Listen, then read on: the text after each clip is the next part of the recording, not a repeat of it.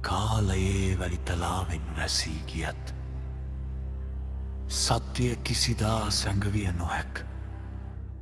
මේ ඇසෙන්නේ නෙත් ගැටෙන භෞතික ලෝකයෙන් ඔබ්බට ගිය අද්භූතනාග ලෝකයේ කතාවයි.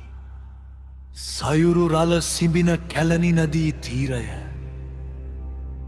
එදා මහා බලපරාක්‍රමයෙන් යුතු නාග ගෝත්‍රිකයන්ගේ අභිමානවත් රාජධානියක් මාණික්‍යමය රුවන් පුටුවට අරගල කළ චූලෝදර මහෝදර නා රජුන්ගේ ගැටුම.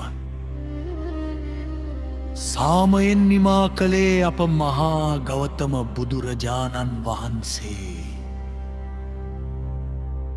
මාණික්කිත නා රජුගේ බැතිබර ආරාධනයෙන් බුදුපියාණන් වහන්සේ වැඩම කළ ඒ පූජනීය භූමිය නාගලෝකයත් මනුෂ්‍ය ලෝකයත් එකට යා කළා. ඒ අගනාරුවන් පුටුව නිදන් කොට බැඳි මහා සෑරතුන් අදටත් නාගලෝකයේ අත් උර්ෂමාන රැකවරණය මැද විරාජමානව වැඩ සිටිනවා.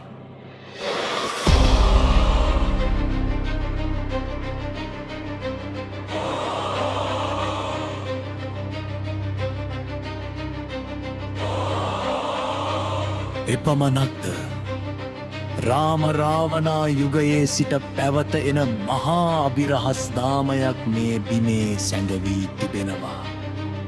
රාවණා රජුගේ සොහොයුරු අධර්මයට එරෙහිව ධර්මය වෙනුවෙන් පෙනී සිටි විභීෂණ දෙවිඳුන් බුද්ධ ශාසනයේ මේ කැලණි පුරවරයේ අග්‍රගණ්‍ය ආරක්ෂකයා බවට පත් වුණා.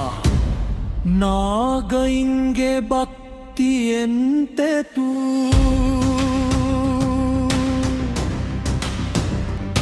මේ දේවනාග සහමානව යන ත්‍රිවිධ ලෝකයන්හි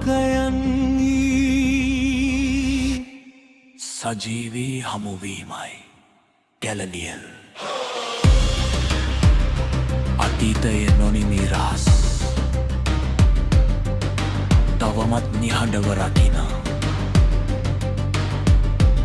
උතුම් පුදබිමයි.